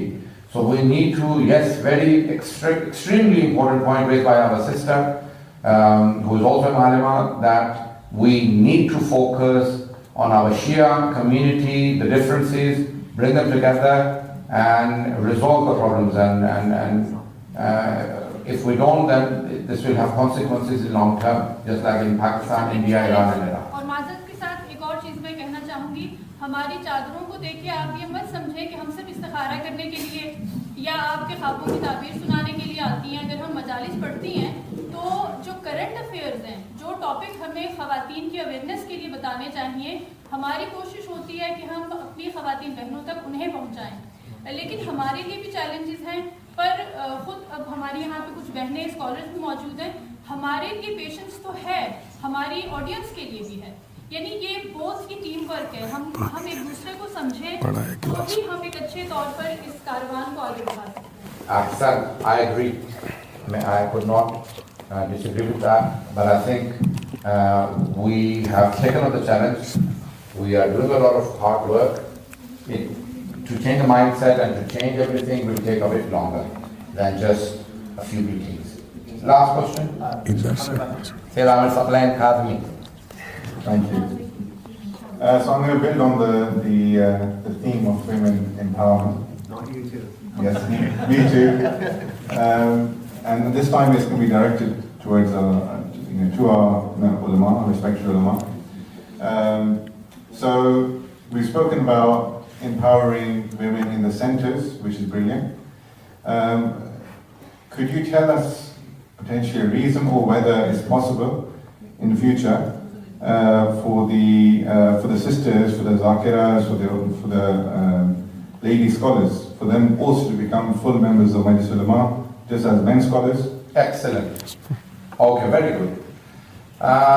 So we have Imami women. Look, if Imami women wanted and they could start, the head of Imami women could start a whole Imami women for Majlis Ulama for women. They have the power.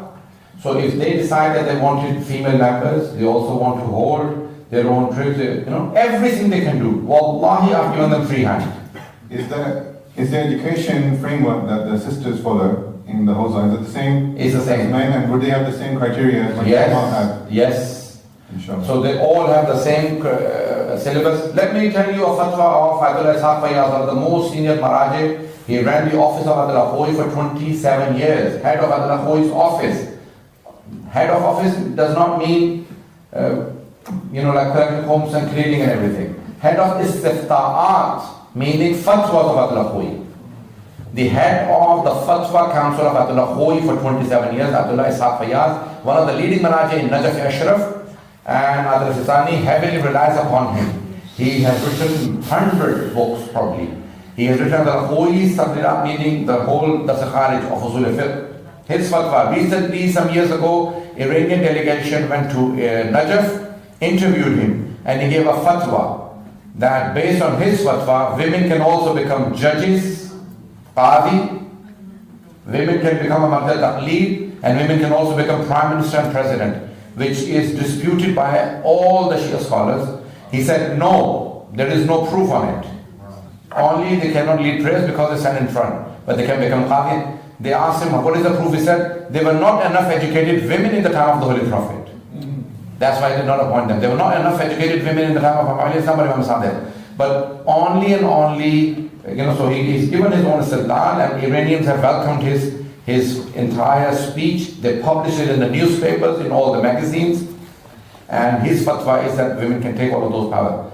My only problem is, all Pakistanis now? Okay. Sheikh, I'll say this just because of you, I'll say this in English. Unfortunately, men, because they've been in control of the society, of decision making for women, of the whole scenario, it is very difficult for them to accept now that women also can be empowered and have similar powers and decisions. But remember one thing, leadership has to be in one hand. So if the household says, if the wife says, I'm the leader, and the husband says, I'm the leader, then there will be problems. So you have to accept, if the husband says, okay, the wife can now take the leadership. Many household women are, mashallah, leaders. Maulana is saying, put it the other way, majority of the household. Don't only talk about yourself. That was a joke. Reality. Reality. So, okay, anyway. So alhamdulillah, on a positive note, we're ending. My speech, please do listen to it before you leave. Now we see two things with our sisters. One, they can become mujtahida, but they cannot become maraja taqleed. That's one of the things. And the other thing is in the Quran, Allah subhanahu wa ta'ala says that none of the prophet is a female, but at the same time we got Bibi Sayyid Salamullah especially Bibi Sayyid, because we have two of the hadiths that she is hujjat upon 12 and one of her hadiths on 11 imams. Correct. So how could we explain this side of the hadith? Okay, so they can become a taqleed, they can become mujtahid, okay? So my point is, even it's difficult for me to accept. Before his fatwa, I did not believe in it. My point is that it is going to take a long time. When Mohsen al-Hakim, Mohsen al-Hakim said, Christians and Jews are tahir. All his contemporaries still held on to the fatwa, they're all najis. Including Abdullah Khomeini, Abdullah Khoyi, Abdullah Bagani, all of them said they're najis. It was the students who came and gave the fatwa that Ahl Kitab are tahir. Do you understand my point? Then came the fatwa that all humans are tahir. Current generation always know only Ahl Kitab are tahir. Future generation Maraji, all of them they are giving fatwas that all human beings are tahir. Likewise, it will take time, but generations will come before, inshallah, the hood will happen before that. But inshallah, we will see changes. Okay. Someone wanted to make a point. Take this one. Just a quick addition to Lana's reply on Jafaria Convention. We are inshallah going to resume our zonal meetings in all the zones, London, Midland, Wales, Scotland, North, inshallah, where we would invite all the centers, management, madrasa and ulama, and there would be opportunity to benefit in the same way, inshallah. Thank you. I haven't got the exact number of how many centers joined today, but about 60-70% centers they confirm their attendance in our 60%. हमारा अंदाजा है कि अगर we have over 70 centers, there are over 120 centers in the UK, masajid and centers, not charities. There are well over 1,400, 1,500 charities. We only count Imam Bargas and centers, Imam Barga and Masjid. Yes, there are 120 Shia centers in the country. More than 74, 75 are Pakistani centers. And then we've got 10 or 9 Khoja centers, 9 or 10. And then we've got Iranian, 7 or 8 Iranian centers, and Iraqi, Lebanese, Bahraini, about 14, 15 centers, Afghani centers, which are about another 15, 16. So altogether 120. Today, from the Pakistani centers or Indian Pakistani centers, I think about 60% are attending, which is about 35, 40 centers. 40 centers are probably attending by the names I heard. So I think probably 35, 40 centers are attending. But not majority do not attend. Now, a lot of the people attend better if we have it in Birmingham or somewhere. Midlands, then the northern centers also come. But today, even then, we've got people from Edinburgh, we've got people from other, like far, very far, that have still come from Wales and from, Scotland and northern England. So still the attendance, yes, but I have no complaints. Always thank Allah subhanahu wa ta'ala for that, people are attending. Thank you very much. There's so much barakat of the meeting. One question that Maulana Sheikh Imran has mentioned, that many people are saying that can Majlis Ulama organize Ziyarah trips? We have been organizing Ziyarat trips for the past 15, 16 years only for ulama and their families. Which are, That was ulama welfare. But public also wants, you organize a trip, invite us, and some of our scholars will attend with you. Inshallah. Right. Thank you very much. Sorry, we're very short of time, gents. Appreciate you coming on board to answer our questions. If I can request you to have a seat, and we are. أعوذ بالله من الشيطان الرجيم بسم الله الرحمن الرحيم الحمد لله رب العالمين والعاقبة لأهل التقوى واليقين والصلاة والسلام على أشرف الأنبياء والمرسلين خاتم النبيين أبي القاسم محمد صلى الله عليه وسلم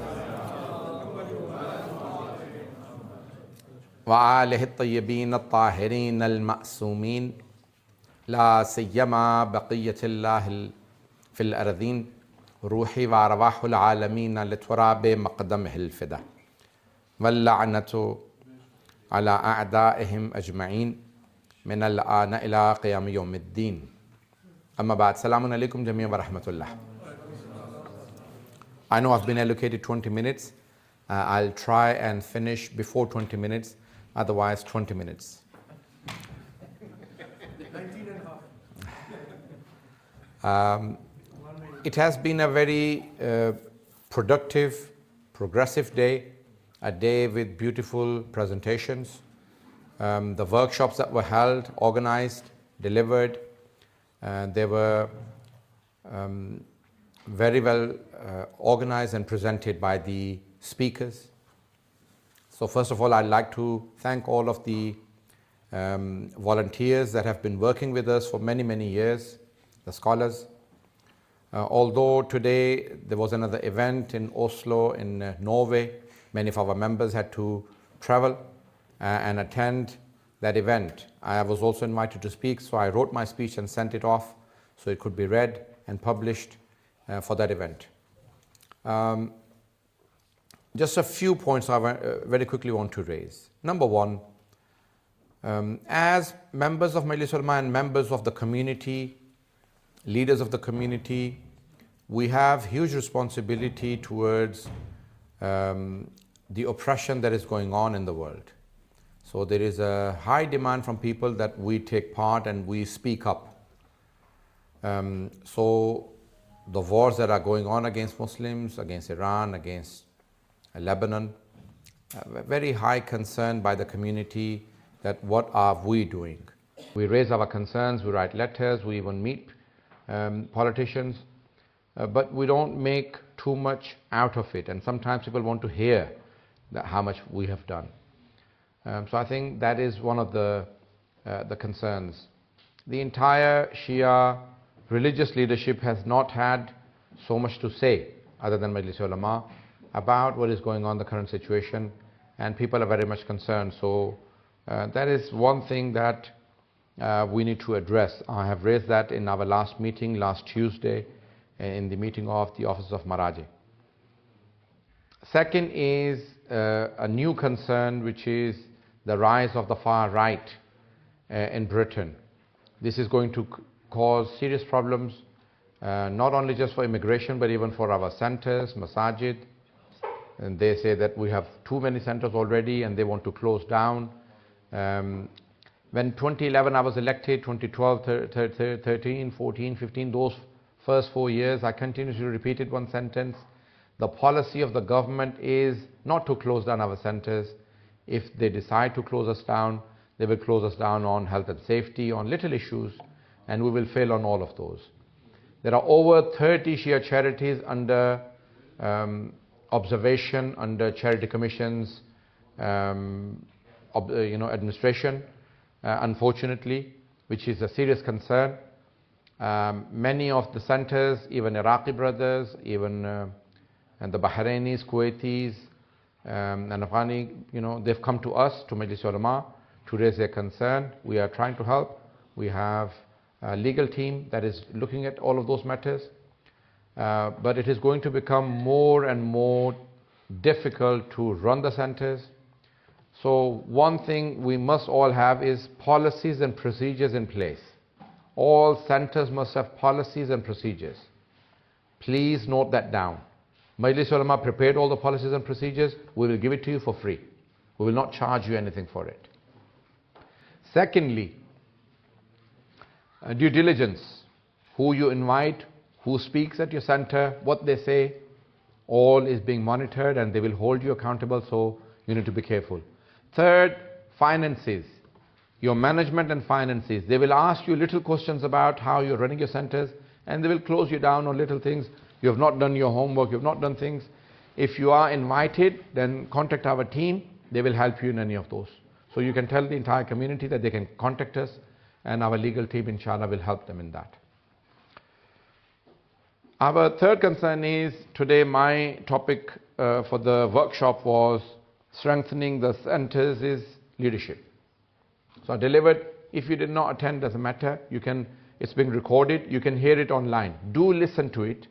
The people that attended, they gave me very positive feedback. So do listen to it.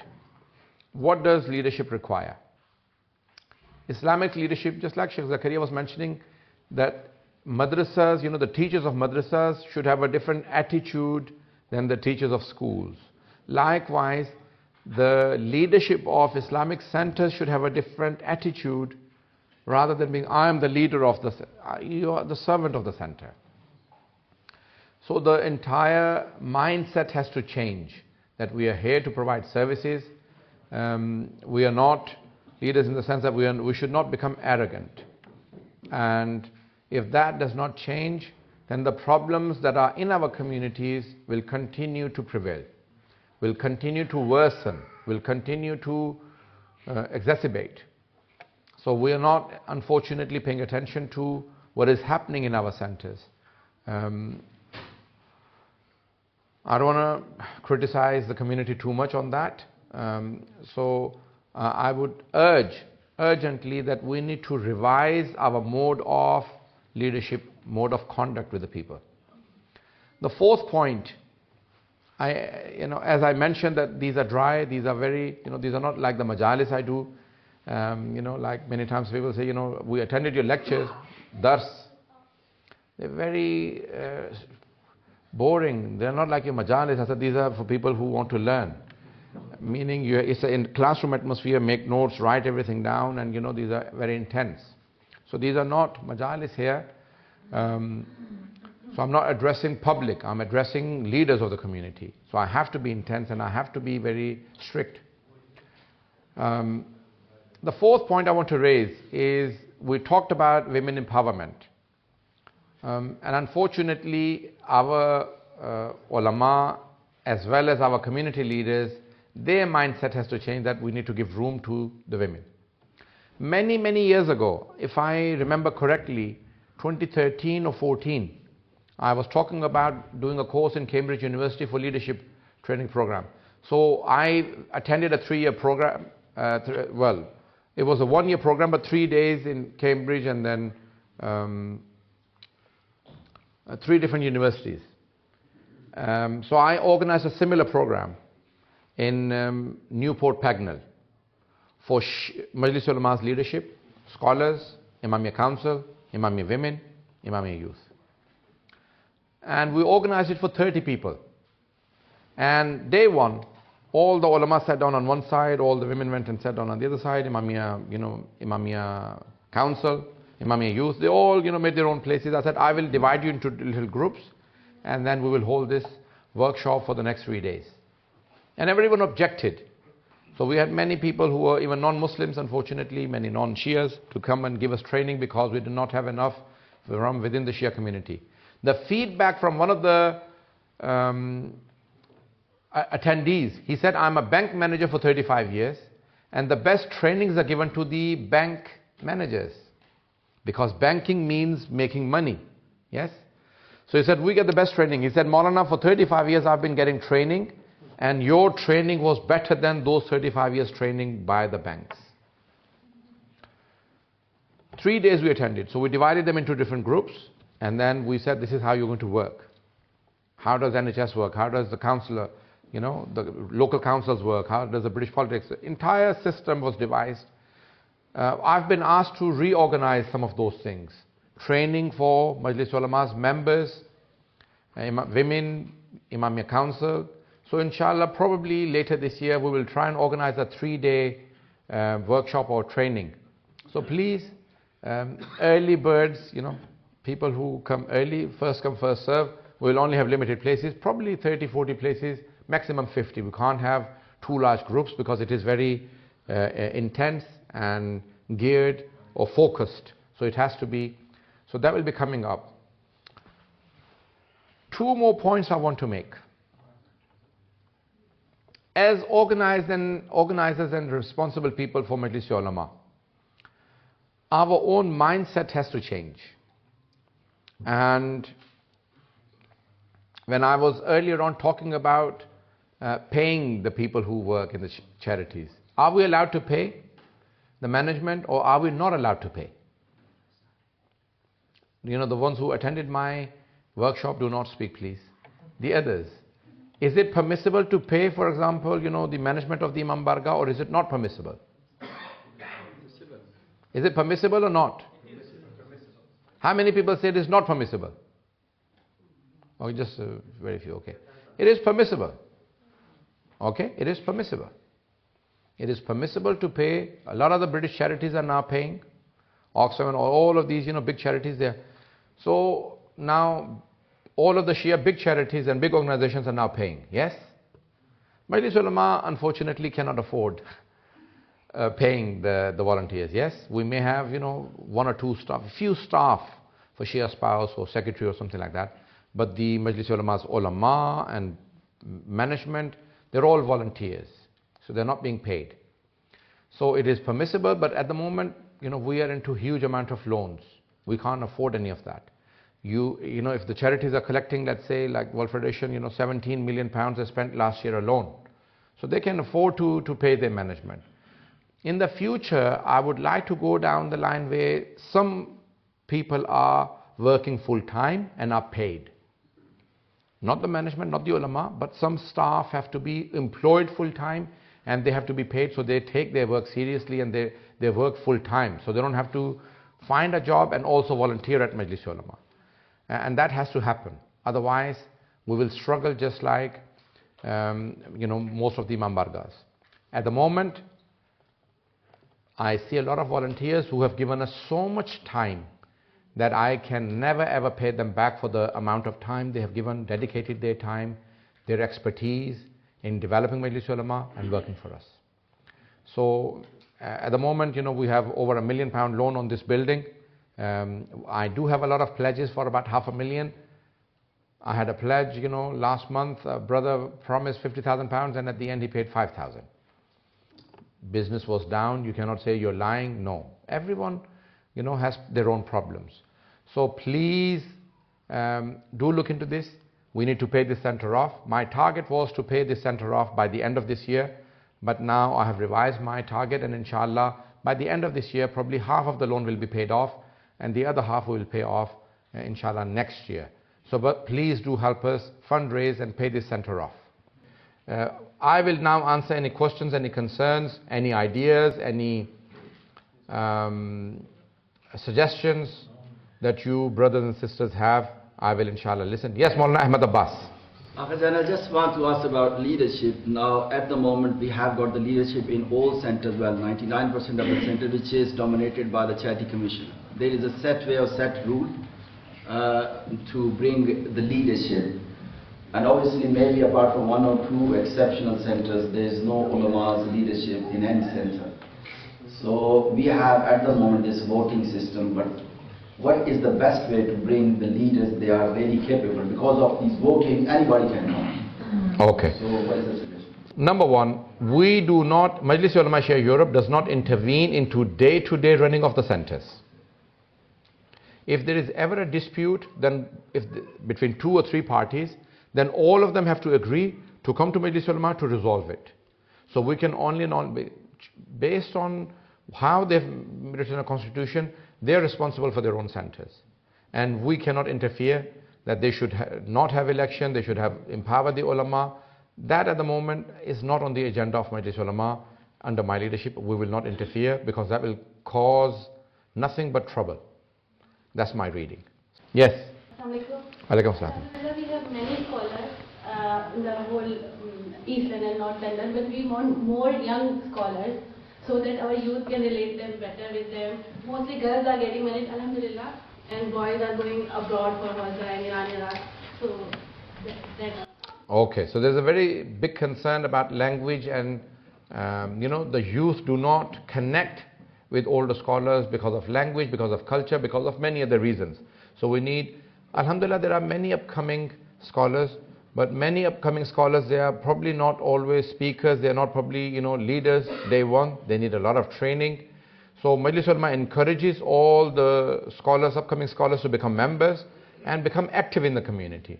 We can only encourage them to become members and become speakers and become muballighin, but it's not an easy task. We cannot just endorse anyone. So it has to have someone who has had proper training, proper education, and only we can make them members. So we have conditions, criteria for membership, and only the people who fulfill the criteria can become members. But there are upcoming scholars from Najaf and Qom, so you will have few returning. A lot of them have returned and have not become active members in terms of tabligh, and they have gone into work and business and other things for many reasons. That is not the topics, but unfortunately there are many reasons for many of the scholars not to come and serve in the community.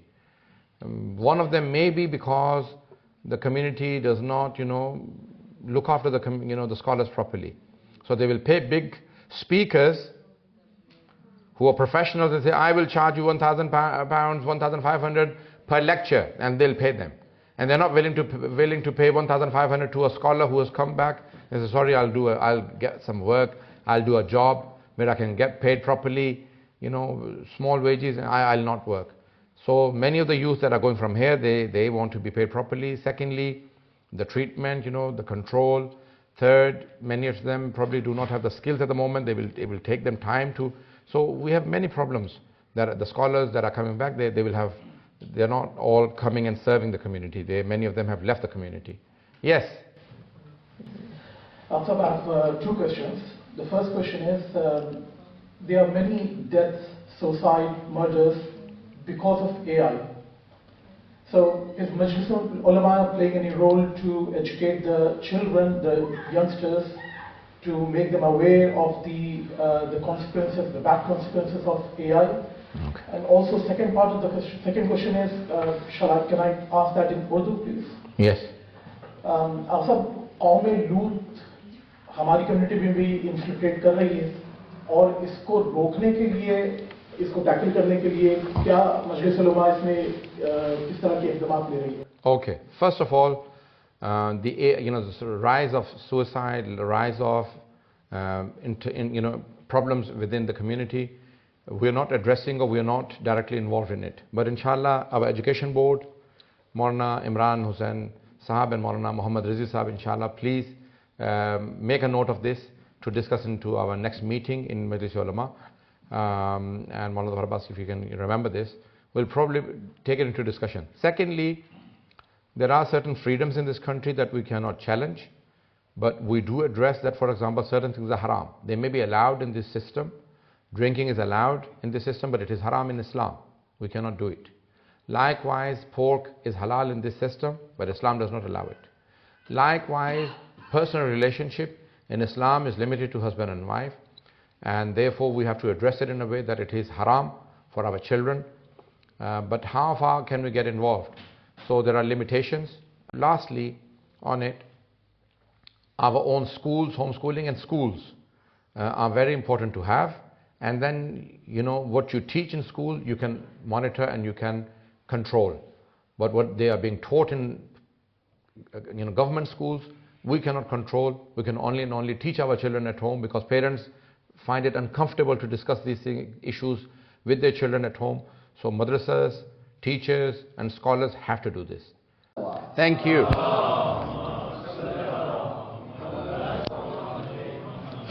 اللهم كل وليك الحجة ابن الحسن صلواتك عليه وعلى آبائه في هذه الساعة وفي كل ساعة وليا وحافظا وقائدا وناصرا ودليلا وعينا حتى تسكنه أرزقا طوعا وتمتعه فيها طويلا برحمتك يا أرحم الراحمين.